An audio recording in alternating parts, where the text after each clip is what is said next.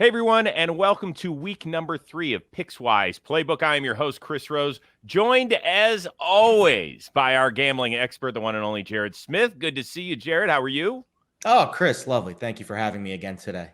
Well, it says it in the contract. I really didn't have a choice. And also joining us, as always, the 7-year NFL offensive lineman with a half dozen teams, Ross Tucker. Hi, Ross. Hello, Chris. Actually, it's only 5 teams. The Falcons failed me on my physical in 07. Otherwise, it would have been 6 teams. I had to go back to Washington to finish what I started. So right. it was very close to 6 teams in 7 years. It was not easy. How'd you fail the physical? What are we allowed His to talk forehead about that? was too big. No, you know what? They 40 times fast enough?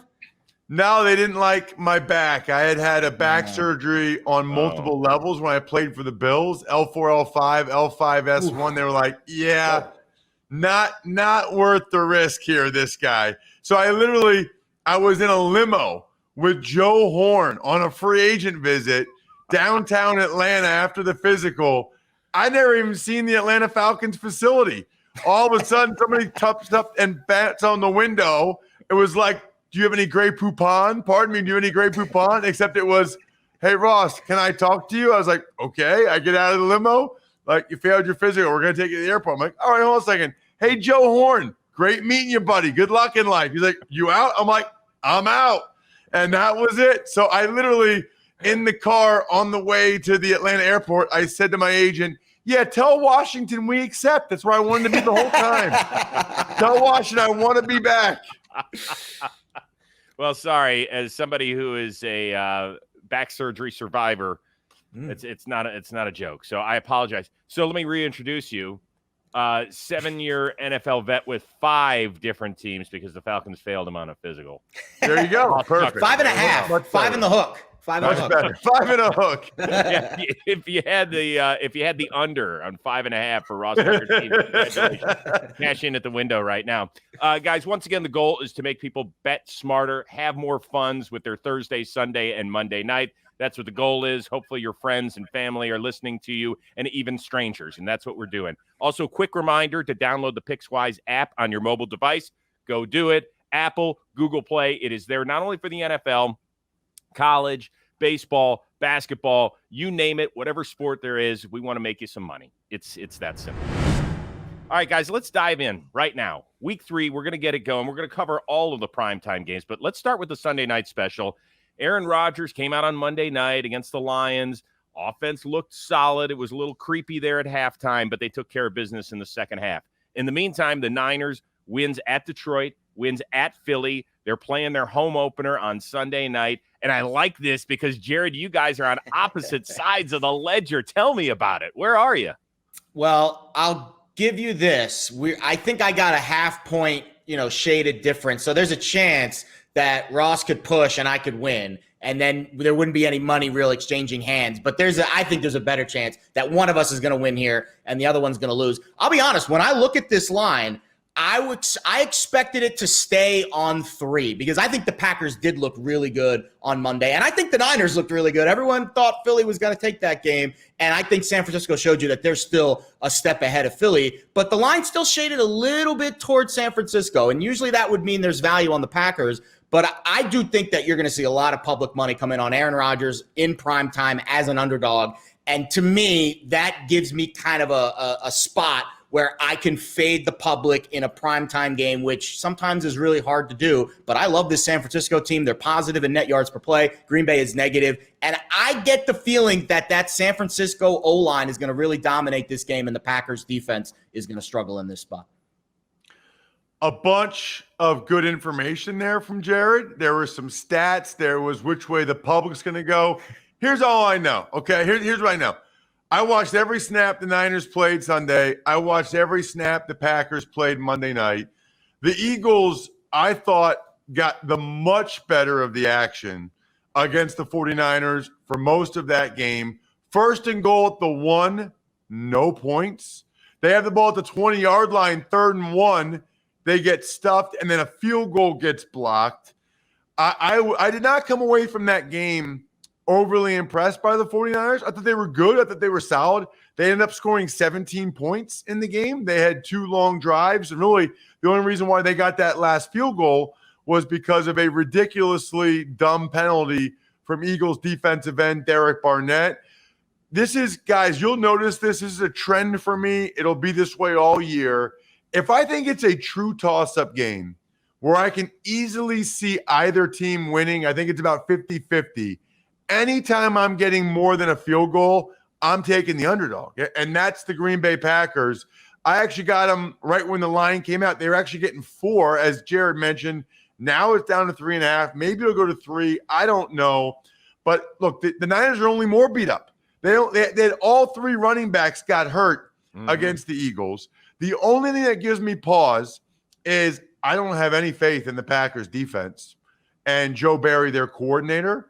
And the Niners have had the Packers number and been able to run all over them. It is a new coordinator. We'll see if Joe Barry has a better plan than Mike Pettin did to stop the run. But I like the Packers and the points. Yeah, you know what? I feel like every time you talk about the Packers defense, you should be busting out instead of your Pickswise polo an I hate Joe Barry t-shirt. I mean, really, it feels that way. And you know what? On the ground, I think they're 29th against the rush. So it really doesn't matter that Mitchell got hurt or that Hasty got hurt or that they've got Earl Cooper or Roger Craig on speed dial out there in San Francisco, because I don't think it matters. I don't think the Packers can stop the run. That would scare the hell out of me. Ross?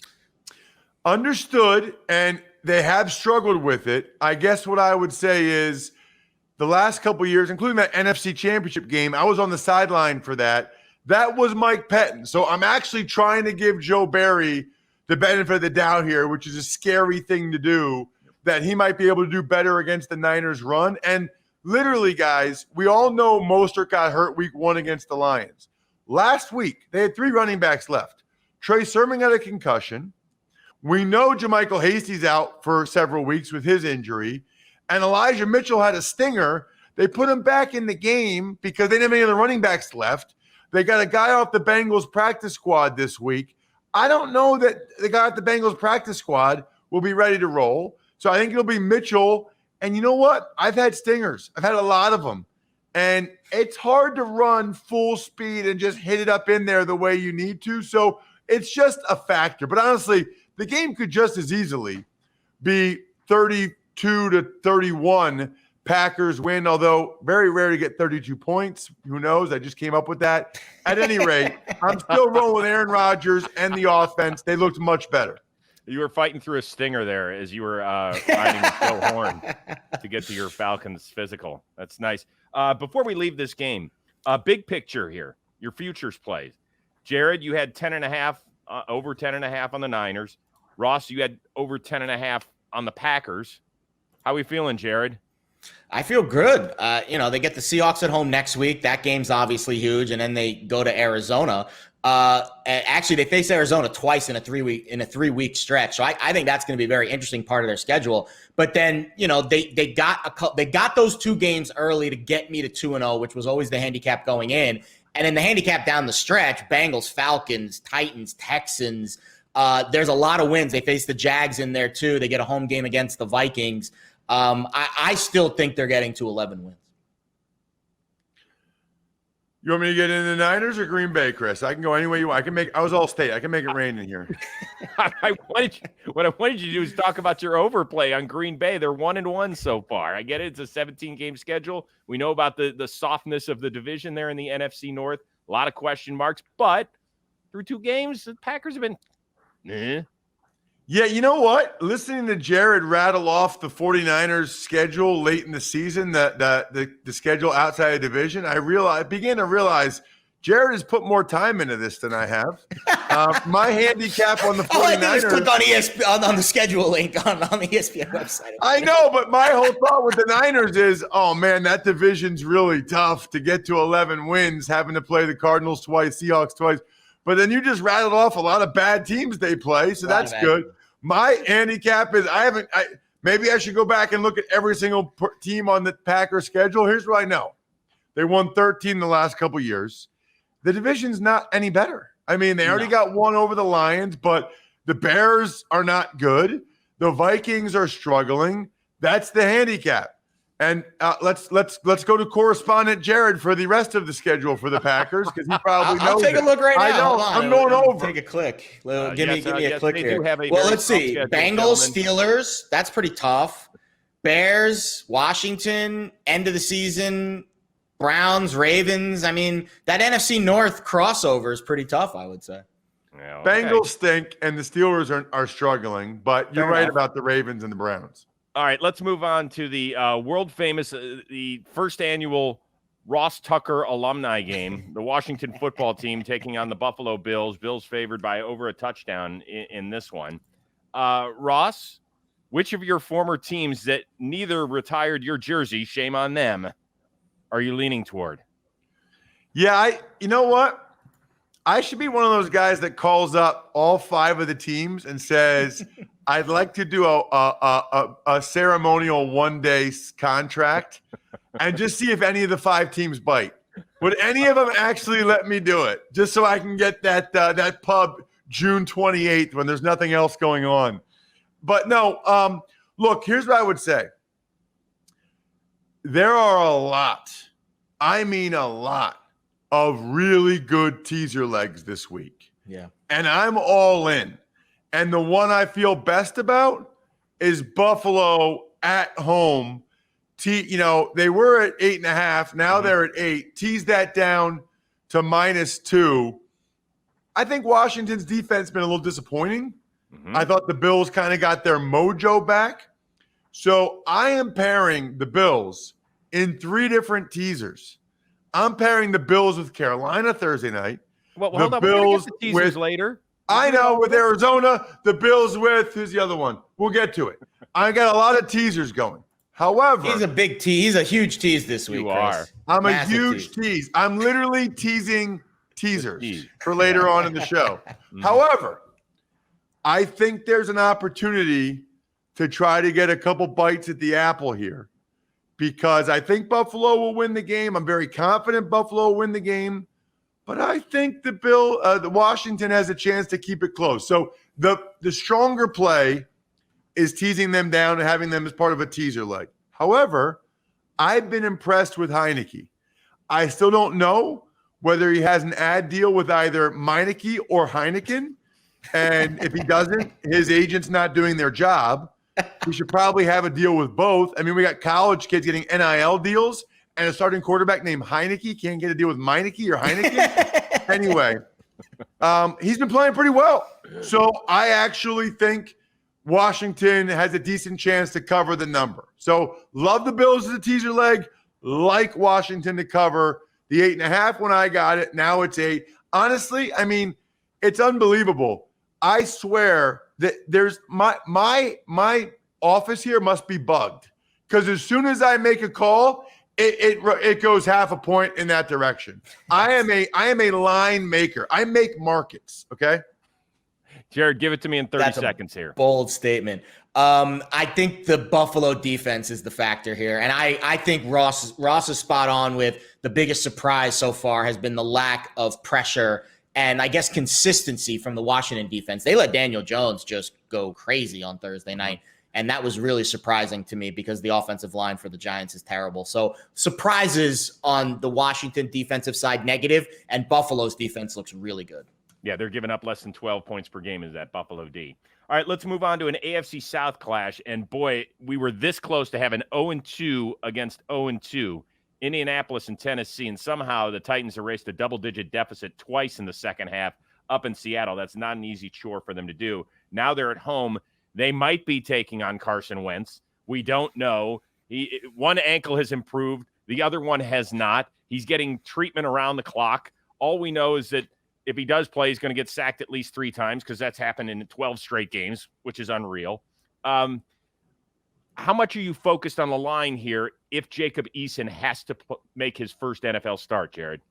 I think it's baked into the line, or at least half baked in. Because this line opened -3, and I know the Tennessee win was good, but they still really they needed every ounce to get past Seattle in that game, and Seattle showed you that they might not be as strong in certain areas. So when you see a line move from 3, which was look ahead, now to 5.5, just based off of Seattle's loss, giving away that game to Tennessee. That's too big of a move just to be based off results. There's got to be some, a little bit of movement because they think it's going to be Eason over Wentz. And if it is, I know it's only a few series that he played, in the last game against the Rams, but he didn't look great at all. I would be hesitant to put my money on Indy in this spot, but the value getting almost 3 full points from the look-ahead line definitely says take the points with the Colts. But Eason's uneasiness scares me a little bit to bet this one. In general, I don't like betting games where there's uncertainty at the quarterback position. And I don't think we're going to know until kickoff. That's tough. I mean, I've been burned on that too many times the last few years.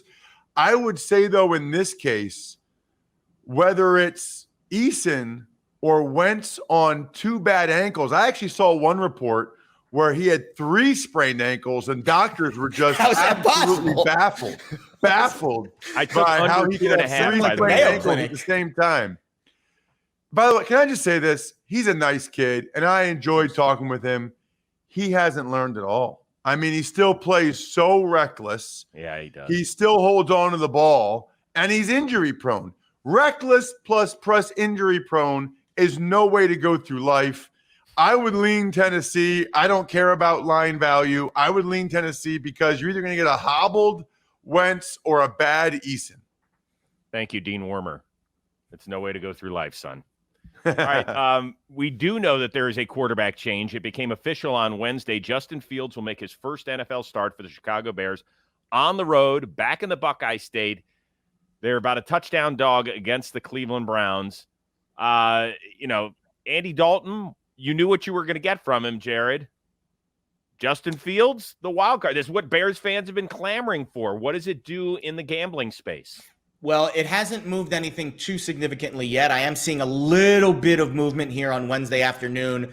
I mean, it's only been, we're taping this, I would say, an hour after the news broke. So it hasn't really fully saturated the market just yet. But I'm seeing just a hair of movement towards Cleveland at home. It's probably going to move off of 7. I would assume it closes at 7.5. Either way, I think it sets up really well for Cleveland. First of all, it's your first career start. And I know Justin Fields looked a little bit more athletic, a little more dynamic than Andy Dalton. But now he has to think about his first. He was thrust into that game very late, and he was thrust into the game against the Rams in different spots. He didn't really have to think about it all week that he's going to be the starter. I think that weighs a little bit on a guy, and I would probably lean against him despite how good he's looked. I would probably favor Cleveland a little bit more. Look-ahead line was 7. Look-ahead line was 9. Cleveland -9. It moved to 7 because I think Cleveland, as you mentioned, maybe didn't look as strong in their last game. So you're already getting a little bit of line value on Cleveland. Now you're going to move it down. I think this is another one of those great teaser spots. If you move it down to, -1, -1.5, the Bears, say what you want about Justin Fields. The Bears defense is last in net yards per play. They are giving up yards. They're bleeding yards. And Cleveland's looked so good, disciplined on offense, running the ball, controlling the clock. They've had some issues on defense as well. But again, rookie quarterback, good defensive line. I feel like Cleveland's the right side here, but I don't know if I'm willing to lay the full 7. I think this is a good teaser spot for the Browns at home. Exactly how I thought of it. I think when I first looked at it, it was 8.5. Then it went to 8. It's still a good teaser spot for the Cleveland Browns. It's hard for me to imagine them losing this game. I think Fields will probably be up and down, and that's probably most of his early career. He'll make a couple spectacular plays, make some mistakes. I do think it's interesting that Jarvis Landry's on IR for the Cleveland Browns. He seems like Baker Mayfield's security blanket. Mm-hmm. I love how tough he is, how he plays. And Chris, you would know because you're a big fan of the team, but he always seems like he's the leader on some level of that team as well. But they also supposedly might get Odell Beckham Jr. back. So that's a little bit up in the air. All that said, I still think the Browns win the game. And I think teaser leg's the way to go. And let's remember, the Browns were tied against the Houston Texans last week at halftime. And then Tyrod Taylor did not play the second half because of a hamstring injury. Another rookie, Davis Mills, was thrust in, got the Texans within 3. I mean, it ended up double digits, but the Browns did not cover last week. And the Browns defense has been not great. So you add all that in. who knows? Maybe the Bears are play. And don't look at Justin Fields' stats from last week. He had a touchdown drop by Allen Robinson. Yeah. But the one thing that would scare the hell out of me, that Bears offensive line stinks. And the Bears defense. I mean, it's one thing for them to lose a game because Justin Fields makes a spectacular play. It's another thing for them to lose a game because the Bears defense is able to stop Cleveland's offense. That is where I can't get there with the Bears defense right now. They've really had an issue stopping some teams. Okay, guys, I am so excited. We have to move on because this is the game of the week. The 0-2 Falcons at the 0-2 Giants. Friends and family and gamblers all watching it. And that's about it. And maybe some fantasy owners as well.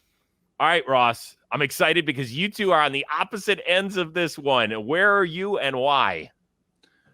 I would take the Falcons because they're getting 3 points, and I thought they showed some spunk against the Bucs. Look, I'm pretty confident the Giants are bad. I think the Falcons are bad, but I haven't decided for sure yet. Stop. Hold on. Because of how they played against the Bucs. I want to stop you. What in the world makes you think that they aren't bad? 28-25 in the second half against the Bucs before Matt Ryan had a couple of tipped pick sixes. Okay. It was 28-20. It might have been fourth quarter. Yeah, 28-25. They showed some spunk. And Chris, the Bucs are a lot better than the Giants. I don't like to be the broker. It's a toss-up game. Give me the Falcons and 3 points. I think there's a decent chance that they win the game. If they lose, it could be 1, 2, or I push it 3. Give me Falcons and 3 points. Not a huge play for me, but it's a play. I'm on Atlanta too, actually. I don't know if maybe you got your notes mixed up a little bit, but I do like the Falcons. And the reason I just can't. You know what I did? I apologize. That's okay. You scared me. I was like, am I on the right? Am I on the right side here? I'm an idiot. But I appreciate that you're here to clear it up. It's just I had to imagine that one of you was going to take the Giants. I can't lay with Daniel Jones. How can I lay points with Daniel Jones? Wait a second. He's also a Giants hater. Don't forget, Chris. Huge all Jets fans secretly hate and are jealous of the Giants. He had a game one. If it wasn't for a offsides call on a field goal. I can't get there. But here's the thing. They had that game won, but they only would have won by 2. And here's the thing, too. On the road. That was like the best game Daniel Jones ever played, and they still lost. It's true. And that's actually a really good point. Actually, I was looking at some of the grades from this week. I almost had to stop. I almost had to refresh a couple times on the PFF website because I was like, there's no way the Giants graded out that high on offense last week. But they did. Like, they were one of the top 5, like, EPA, expected points added, one of those, like, nerdy metrics we look at. They were like one of the top 5 offenses of the week. And that just shows you how, because their offensive line still played poorly. And again, it goes back to Washington's defense. I think we overestimated Washington's. I don't understand it because they've got 2 of the best D linemen in the league, Sweat and Young up front. But I just don't understand why Washington wasn't able to control Daniel Jones in that game. He made some big-time throws. Can he do that another week in a row? The look-ahead line here was 2.5. They shaded it towards the Giants a half point, probably because they had the extra few days off and Falcons gave up a bunch of points. But as Ross said, it was a close game in the fourth quarter. There was those 2 late touchdowns that kind of tilted it. And you're giving me the full 3 with a team that I'm not sure they're worse than the Giants. This is a toss-up game, and I'm getting the full field goal in addition to that half-point bonus from the look-ahead line of 2.5. I'll take 3 with Atlanta in this spot. I don't like it, but got to bet it. Okay, before we move on, this is the 5th straight season where the Giants have started 0-2. And by the way, not to pile on, but I'll pile on. They're one of 4 teams that have given up at least 400 yards in each of their first 2 games so far. It ain't pretty up there with Joe Judge. Defense is supposed to be the strength of the team, by the way. And discipline. That's gone great so far. All right, let's move on to maybe one of the surprise teams, the Denver Broncos, playing host to the Jets this weekend. So it's the winless Jets and Zach. Oh, did he just throw another interception? Is that what you're telling me? I'm sorry. That was terrible. Threw 4 last week. He's thrown 5 so far. Look at Jared. He's like, why are you picking on my team like that? I faded. That was my best bet of the week. One of my best bets of the week was the Patriots last week.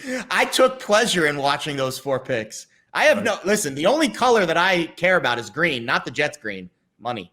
I get it. Well, this week they're double-digit dogs on the road. It's the Broncos home opener. Teddy Bridgewater's playing great. Yes, Bradley Chubb's out the next 6 to 8 weeks. He's got an ankle issue. Well, I mean, when you get to double digits, it can get a little dicey, Jared. Yeah, the look-ahead line was 7.5, so I'm getting a full 3 off of that. That's the only way I can bet this game. Josie Jewell being out, I think, is impactful. The Broncos defense they have the personnel to overcome some of these injuries, but you start stacking them up, one after the other with Chubb and now Jewell, and all of a sudden that defensive front gets a little thin. And I listen, the Jets are going to keep fighting. They've got the personality of their head coach. They kept fighting last week. Wilson kept slinging it. Didn't matter how many picks he threw. He kept slinging it. Eventually, the Jets are going to cover one of these big numbers. The line's going to move too much. It's not my favorite play of the week. It's actually, of the 6 bets that I made, it's probably ranked 6th. But when you give me a full 3 points off that look-ahead line, I have to take it. That's how you win, in my opinion, long-term in the NFL, is you take the value when you get it and you stack up enough of those good bets, and hopefully at the end of the season you come out on the right side of the 500 mark. To me, getting the full 3 off that look-ahead line is enough for me to just take a little nibble on gangrene here. Ross, before you go, there are some people that are new-ish to the gambling space that are listening right now. When you say the look-ahead line, give people a time frame on how much that is moving and what the distance is in terms. So it's usually the week before, and sometimes it goes back even further. Some some sports books out in Vegas, they'll book lines for some of the bigger games really far in advance. But usually it's about 1 to 2 weeks out, and it reacts, it moves just like a stock, buy and sell. And the Denver's looked really good. They've moved their number up. The Jets have looked really bad. They've moved their number down. And if you get 2 of those teams that face each other in the right week, sometimes you get 3-4 points of movement. You see that with Carolina and Houston this week. That look ahead was 4.5. Now it's 8.5. Is Davis Mills to Tyrod Taylor worth 4 points? So that's kind of the handicap you have to make there. With the Jets, there haven't been any personnel moves. It's the same quarterback, same offensive line for the most part without Becton, but the same system. Everything's kind of the same. With Denver, that's where you're starting to take some chess pieces off the board with Jewell and Chubb. That's where I'm kind of leaning here, and that's why I think the Jets have a little bit of value this week. And Jerry Jeudy as well on the offensive side. Absolutely. Yeah, I'm not kind of leaning. I love Jared's Jets this week. It's one of my strongest plays, favorite plays. It's a 2-unit play for me. Wow. 10.5 points. Now, first of all, I don't know who Denver knows at the league office. Giants, Jags, Jets to start the season? Are you kidding me? I know, but that might be one of the easiest opening 3-week slates I've ever seen. That said, you know what people don't realize? The Jets defense is pretty good. Like, they held Darnold and company to 19 points. They did well against Mac Jones and the Patriots, even though Wilson threw the 4 picks. He's not going to throw 4 interceptions again. The defense will be solid. They're getting 10.5 points. I like the Jets and the points. I think the Jets are going to play better, and the defense has been solid. You give me a solid defense, 10.5 points, and a quarterback who statistically highly unlikely to throw 4 interceptions again. I'll take the Jets and the 10.5 points. So far, by the way, Zach Wilson and Trevor Lawrence have each thrown 5 picks in their first 2 games. Only one quarterback since 1950 has thrown more in his first 2 starts. Any guesses as to Peyton Manning? God dang it, Jared. You're no fun to play with. Didn't he break the record for most rookie picks, or he's close, right? Yes. Yeah. Anybody know? And now he's by the way, watching. Now I watch his Monday night broadcasts, and him and Eli are amazing. Awesome. Yeah, it's fun stuff. No question. Yeah. They're probably watching this right now to get their information. Of course. All right, let's move on to the only matchup of 2-0 teams. You've got the Bucs moving on the road for the first time this year to take on the LA Rams. For Tom Brady and company, they hope it's the first of 2 trips to SoFi Stadium. Of course, it is the place where they'll play Super Bowl 56 in February. All right, guys. Jared, let's start with you here. What's caught your eye? Line flip from the look ahead. The Rams are actually favored now. Tampa Bay's favored. But I'll be honest, when it goes across 0 and it's only a half a point, I don't look too much into it. If it gets to 2.5, 3, then you're going to really start to take notice. But I don't think it's going to get there. I think you're going to see pretty split 2-way action on both sides here. That's what I'm seeing early in the market, at least. Listen, the Rams numbers are really good, but so are the Bucs. metrics wise, EPA, net yards per play, both the Rams and the Bucs are kind of hovering in that top 5 zone of both categories. Maybe the Bucs are a little bit behind the Rams, I think, but both teams are right there after 2 weeks. And I think if you want to find any separation here, I don't know if I'm willing to make the statement that the Rams defense is infinitely better than the Bucs. They should be better on paper. I think they showed against the Colts a little bit, and I know there were some fluky spots in that game, but the Colts, Pittman had a really good game. He's looked really good, and I think the Rams need to clean up some things on defense. If they can, they've got the defense on paper that can give Tom Brady fits. Rushing up the middle, making him really struggle to kind of find those receivers down the field, not giving him enough time to get into his progressions. So I think if everything on paper in a vacuum kind of shakes out the way I expect, you're getting about a point and a half of value with that line flip towards the Rams. And I think the Rams defense can play better. I would lean LA in this spot, but I don't love it. I'm not going to bet it. Not a play for me. I don't really like betting on games where the line is less than a field goal. And when it's like 1 or 1.5, it's like, why even have a betting line? Just pick the money line and whoever you think is going to win the game. If I would look anywhere, I almost feel like I would look at the over. Now, 55 is really high, but both of these defenses have been disappointing so far this year. Both of the first 2 games, they have not been what we thought they would be based on last year. So maybe you look at the over, but I've got nothing on this game other than it should be an awesome game that could go either way. Totals moved up a bunch. Open 52, maybe 52.5. So you're getting the line value, I would say, to the under, but clearly there's a lot of money coming in on the over very early in the week for it to move up a full field goal. And that's in part because the Bucs have scored at least 30 points in an NFL record 9 straight games, including the playoffs. So Tom Brady's got, according to Bruce Arians, he now knows the playbook. Another interesting Arians comment. Wonder how many of these had been thrown to act before that comment. All right, let's move on. The Saints, boy, interesting 2 weeks, right? They win their opener in Jacksonville. They take care of Aaron Rodgers and the Packers. Then they go on the road where, they're missing 8 coaches because of COVID protocol. They're missing 4 starting defenders, and they just get lit up down in Carolina, and Jameis is back to throwing a couple of picks.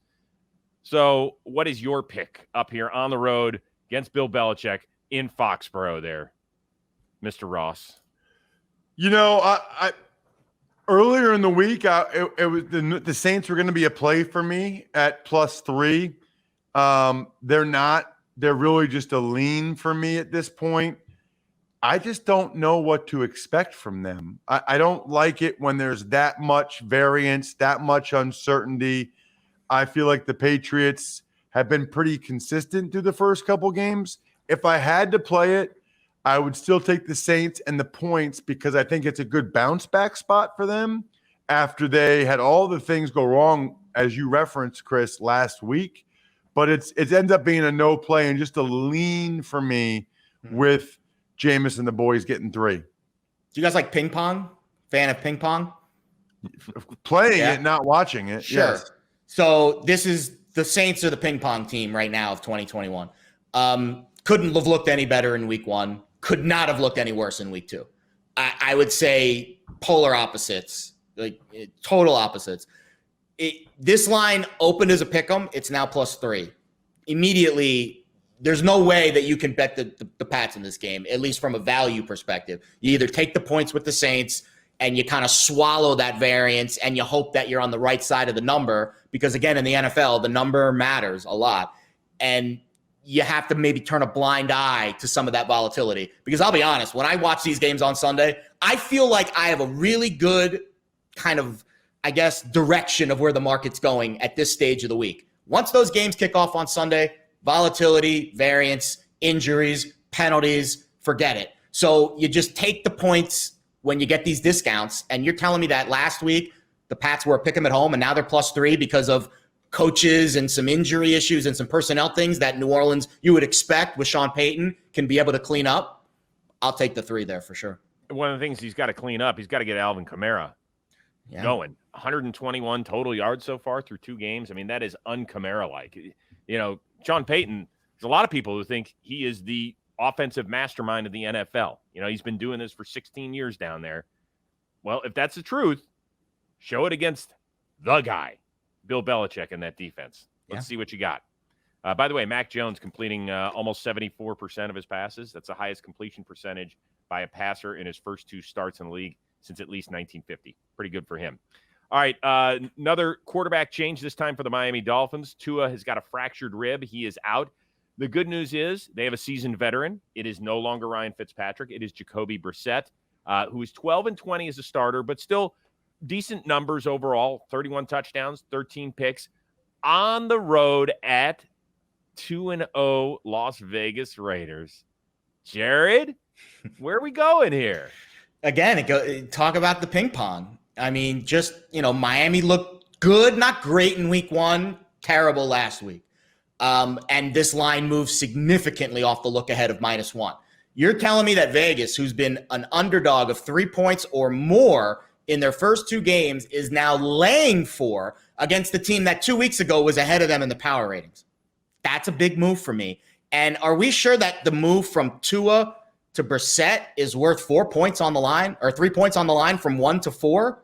I don't think so. I think Brissett actually offers a better, more steadier hand on the road than Tua at this stage. I think this is my favorite play of the week. I think the Dolphins go into Vegas. I think the road environment is not going to be an issue at all. And I think they get a win and they upset everybody that is thinking about, oh man, you just lost by how many points to the Buffalo Bills? I feel like the line moved too much here. As long as they can defend Darren Waller, that's a big issue. They could not defend him last year. He went bananas against them in week 16. Yeah. If they can figure out a way to keep Waller in check, I think the Dolphins can go on the road this week and get a win in Vegas. I understand the logic. I understand the look-ahead line. But, wow, the Dolphins looked bad against the Bills. Maybe it's a bounce-back spot. Maybe Brissett performs better getting all the reps this week. But the Dolphins are playing musical chairs with their offensive line because those guys have struggled. I thought it was a huge letdown spot for the Raiders on Sunday against the Steelers after the Monday night win against the Ravens. And they won. And they looked good. And I was half joking this week when I said Derek Carr MVP frontrunner on Twitter because it's ridiculously early to talk about that. Yet a million people wanted to chime in on it. It's hilarious. I would not be taking the Dolphins and the points. This is a stay away from me. By the way, the last time the Raiders started 3-0, do you know this one, Jared? I don't think I do. I probably wasn't alive. Oh, yes, you were. Either that or you're 17. No. 2002. Yeah, I was alive. They made the Super Bowl. Okay. Bill Callahan. They beat the Jets in the playoffs that year, I think. Yeah, that sounds right. I think they beat Herm Edwards and the Jets. Yeah. Chad Pennington. I thought last week's win by the Raiders was sensational.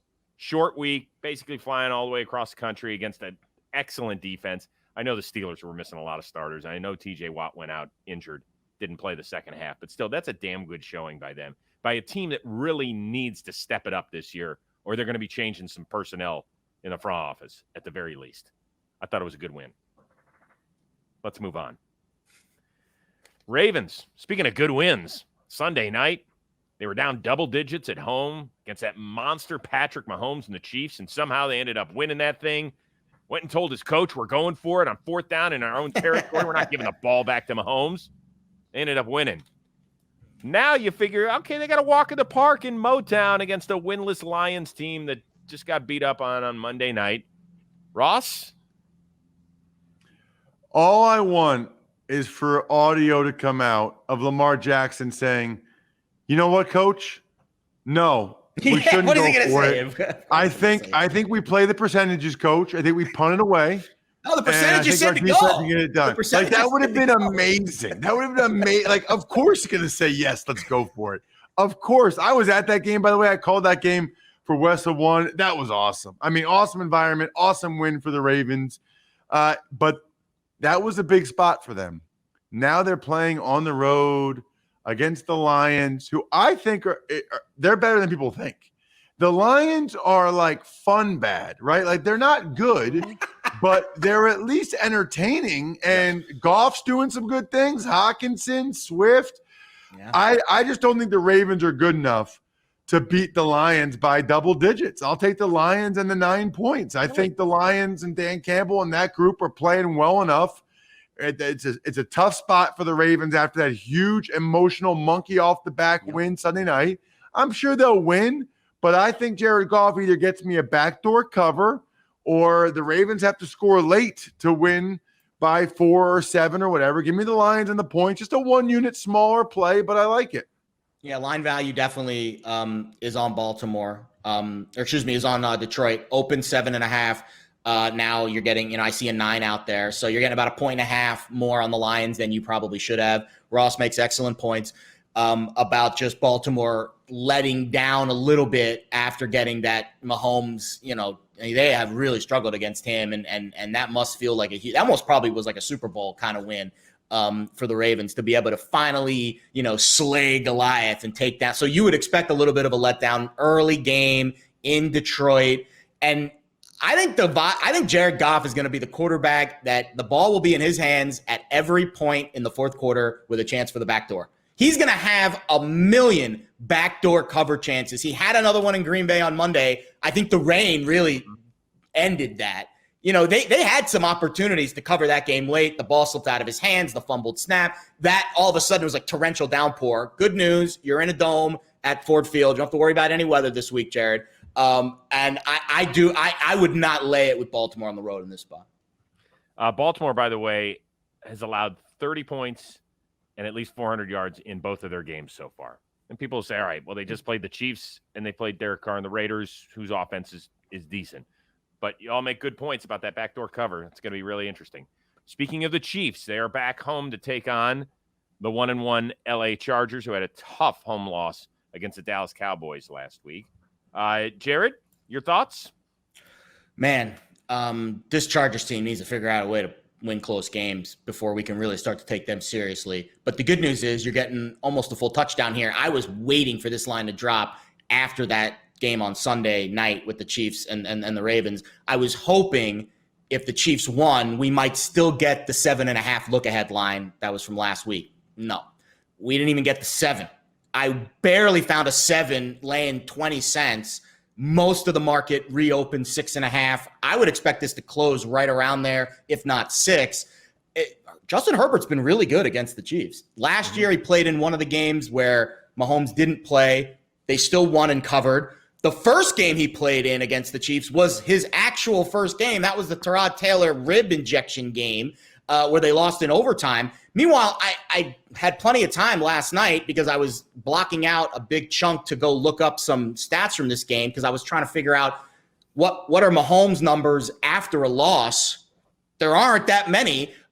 So he had that weird Monday afternoon game after a couple of losses against the Bills last year. I don't know how much that really factors in.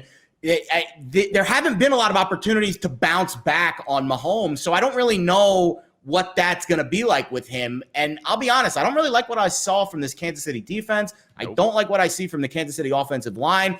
It seems like the odds makers we talked to, Kansas City has 4 really elite players, the best in the league. The 3 on offense, and then Jones, Hill, Kelsey, Mahomes, and then Jones on defense. After that, there is a big drop-off with talent on this Kansas City roster. The Chargers have a much more, I would say, deeper roster. And I think LA has been circling this game because, again, the Chiefs, there's blood in the water with this team. I'll take the full 7. You're not going to be able to find it, but if you want to pay for it, that's okay. 6.5 is fine, but I do think the Chargers cover this number. I would rather lean to the Chargers. The Chiefs don't do well against the spread. No, I think Jared gave out a stat last week, but the Chiefs the Chiefs are overvalued. They don't cover spreads, and this is a big number. And the Chiefs had to play Sunday night, and they lost, and they've showed some real flaws on defense. So this is not a play for me at 6.5, but I would lean to the Chargers, and I like where Jared's head's at.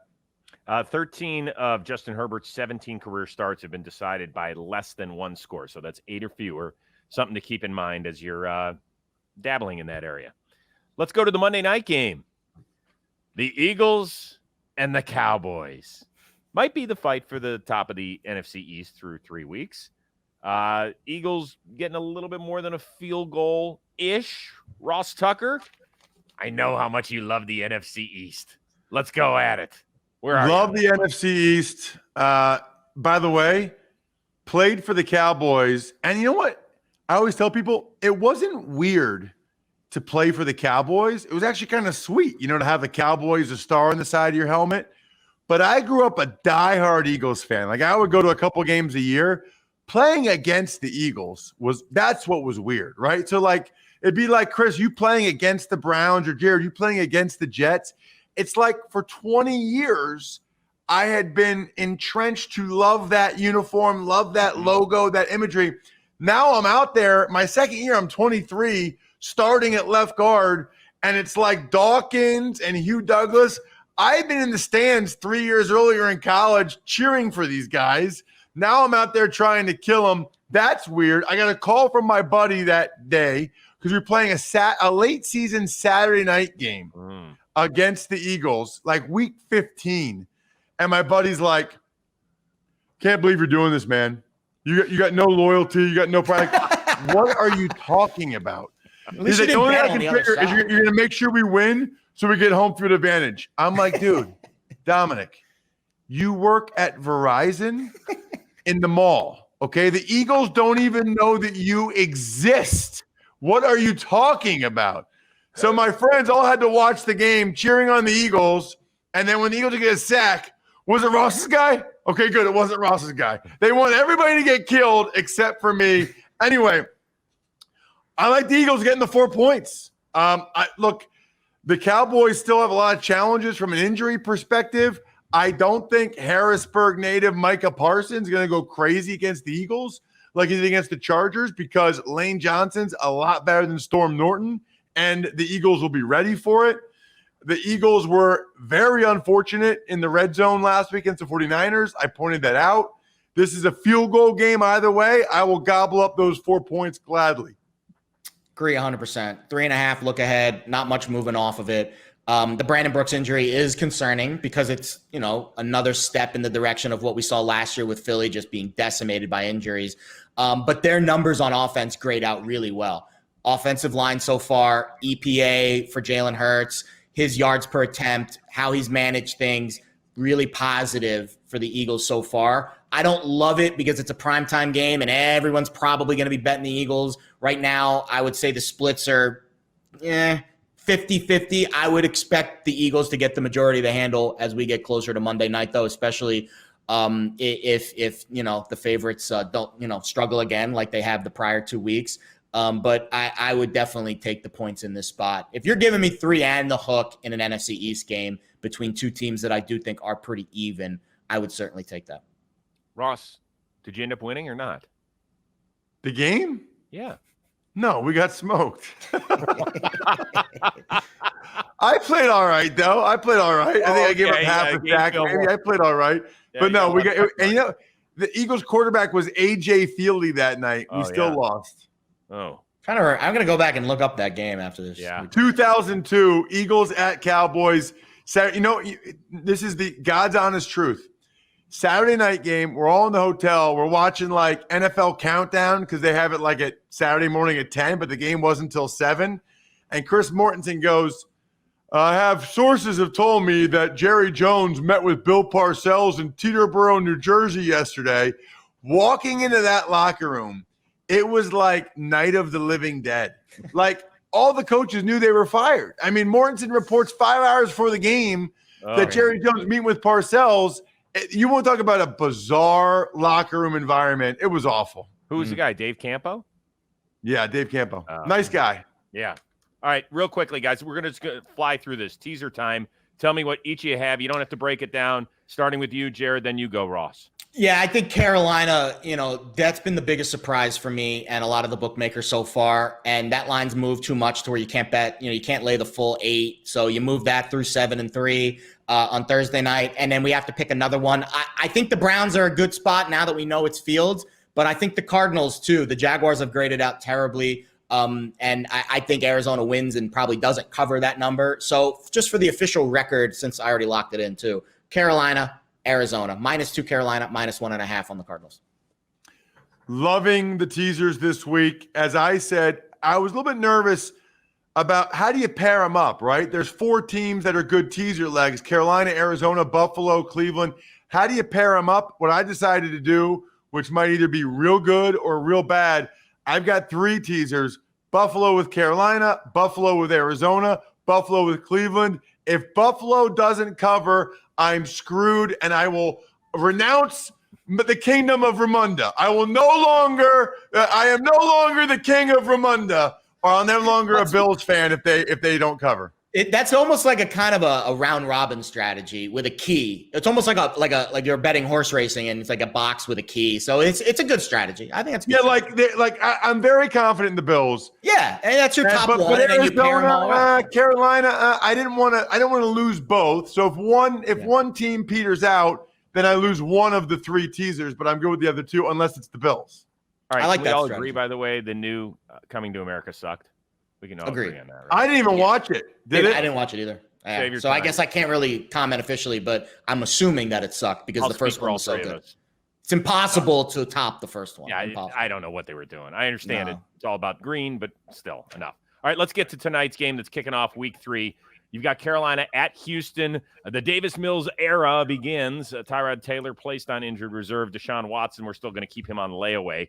Carolina 2-0 for the 8th time in franchise history. 6 of the previous 7, they went on to the postseason. Jared, anything working in this game for you tonight other than the teaser situation? Stat of the week, maybe the stat of the year in this game, and this is why I'm not laying it with the Panthers. In the last 10 seasons, quarterbacks making their first career start on Thursday night on 3 days rest.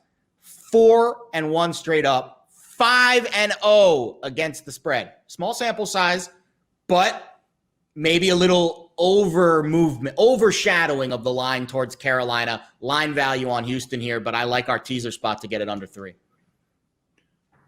I would love to know who took the time to look that up, man. I would love one of the stat nerds that I follow. Because it's not just Thursday night. You got to see if it's 3 days rest, if they play Sunday, or they play Thanksgiving. A lot of research. Oh, my gosh. Here's what I know. Carolina's defense is nasty. Agreed. The only way I can really lean in this game is the under. Now, the number is 43. That's pretty low, but I think the Texans defense is okay. And I think this is a tough spot for Davis Mills and the Texans offense. Carolina is getting the pressure on 75% of quarterback dropbacks. I don't think people know they got a lot of young kids in their front 7. They're playing well. So if you're dying to play this game, other than the teaser we already talked about, maybe look at the under and just hold on to your pants because it's a low number. They have the most sacks in the NFL with 10. They've allowed the fewest points and the fewest yards. And, yeah, they've got a lot of first- and second-round picks in that front 7. And then you add in J.C. Horn, who had his first career interception. I think that one of the guys on this show actually might have ridden in a car with J.C. Horn's father at some point. Limo. Very quickly, guys, some futures plays. We know that Dak right now is the odds-on favorite to win Comeback Player of the Year, plus 120. But a couple of interesting names to keep your eyes on here. Christian McCaffrey, he's second in there at plus 700. Sam Darnold at plus 1,600. Ross, do any of those numbers do anything for you right now? Yeah, I think it might be worth taking a shot on McCaffrey or Darnold. The interesting thing there is they're only going to win it if Carolina has double-digit wins and Dallas doesn't. Mm-hmm. Is there some way that they split the vote? And if Carolina has double-digit wins, are they going to give it to McCaffrey or are they going to give it to Darnold? So I would say out of those 3, I'd probably go Darnold. How is Darnold in comeback play? What's he coming back from? Being a Jet? being on the Jets. Yeah. He wasn't hurt last year, was he? What are we even talking about? Yeah, no, he missed a bunch of games last year. Okay. All right, then I would go Darnold at plus 1,600. Go for the guts, from the dead with the Jets. Well, how do you factor the ghost situation into your plus 1,600, by the way? Does that work at all? Probably not. It's so unfortunate. I hate stuff like that. I hate that ask Wilson about that on Sunday. That Sanchez is known for the butt fumble. You know, it just becomes like this one thing people remember. I hate. The Jets are a running joke. Trust me, Ross. I've lived it my whole life. By the way, how much of an a-hole do you have to be a member of the media? I know. And ask that question. I agree. Wilson handled it well. I think he handled it great. He did. He handled it well. What happened? I didn't see it. They asked him if he was seeing ghosts, and he laughed and said no. And that was it. Didn't elaborate, laughed, said no, and then moved on. I think he handled that really well. Wow. Now, it's one thing for Kyle Van Noy, who was not playing for the Patriots that day, to tweet out like a little ghost emoji and saying he's seeing ghosts. Yeah, that's it's fine. one thing. That's fine. It's another player. You can talk trash, whatever. But for a member of the media, that's why everybody thinks that people in the media are vindictive. You know what? That was a crappy move. Agreed. Not welcome on Pickswise Playbook anytime soon, if you're listening, sir. Real quickly, Derrick Henry is the favorite for Offensive Player of the Year at plus 800. Christian McCaffrey at plus 900. I got an eyebrow raise, like a rock eyebrow raise out of Jared on that one. I'll be honest. I don't know if Derrick Henry's gonna have the numbers that he had last year, because I think the Titans their defense is really getting exposed. They're in near the bottom of the league in net yards per play, and they've scored some points. I know the first game they didn't, but they obviously did on Sunday, and they've moved it pretty well. So that means their defense is really bleeding yards. And if they're behind in a lot of games, I don't know if he's going to get that kind of run. The Panthers have been the biggest surprise for me so far, Chris. And I think you put Matt Rule in that category too. Shout out our fearless leader, Dan Pazza, for throwing this my way earlier in the week. Coach of the year at 16-1. I mean, if they go from 5 wins to 10 wins and make the playoffs, I think that's the number I would look at. And McCaffrey, sure. Any Panthers in the futures market right now for those media-based awards, if they have that kind of double win total season where they really improve off of their number, they're going to get a lot of those votes from the media department.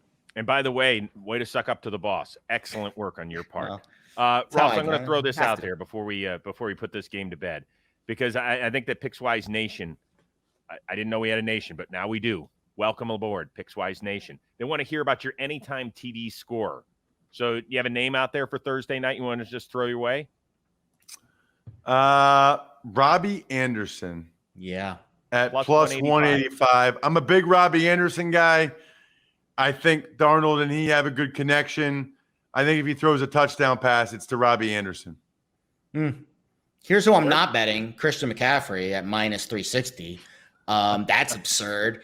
I'll say this: the quarterback touchdown props have been quietly lucrative. Davis Mills, I think, is almost 8-1. Well, sneaks one in. I didn't see Darnold's number on here, but I'm assuming he's 4 or 5-1, somewhere in that range. 5-1. Yeah, I mean, I listen. He's gonna touch the ball on every snap in the red zone. So why not? He sneaks one in, a broken play, a quarterback draw. He's moved it with his legs at times. I don't love playing the touchdown props. I like viewing them more as, lottery tickets. So I like to kind of go deeper on the board, but the quarterback ones have been fun. Daniel Jones cashed us a really nice one last Thursday, so that's been fun. Oh, you mean the guy who played his best game ever and you won't ever keep any praise his direction the rest of the season? Yeah. That guy? Just checking. And by the way, Ross, I want to talk to your friend who called you on the day of a game and was like, "Are you going to let our team win?" What a jerk. I'm sorry. And shame on you for answering the phone. Dude, I was just laying in a bed in my hotel room doing nothing. When it's a night game, and it's a Saturday night game, so it means you're in the hotel Friday night and you're just sitting there all day Saturday. He was half joking. It's been great. I use that line before all the time. Before the internet too, right? 2002. You probably didn't have a laptop with you where you could surf the web, right? No, I didn't. What did people do before the internet? Like, I don't watch TV. I don't understand. What's that? I don't know what that is. Guys, it's always a blast. Hopefully we're going to make some people some good cash out here this week. Always listening to my guys, Ross Tucker and Jared Smith as well. A quick reminder, you can check us out on our YouTube channel. Hit the thumbs up, leave a comment, leave your picks. We're always interested. Now, don't leave the picks after the games are over. Not as interesting, not as fun. Let us know how you do ahead of time. Don't forget to subscribe to the channel as well. Okay, it's free. You're not going to be getting a subscription fee. That doesn't happen. You subscribe. You're just part of our family. We want you as part of the family. Also, follow us on Twitter and Instagram at Pickswise. And don't forget to download it on your mobile device on Apple and Google Play as well. So that's the way we're going to go. We're going to do this again before week 4 as well? I think every so. week. Okay. Every week. As long as you guys will have me back. It's not me. You make it sound like I'm a decision maker here, guys. I'm just part of the the decision maker. I'm definitely not a decision maker, but it is always a blast. Thanks so much for tuning into Pickswise Playbook. We'll see you next time. Go win some dough.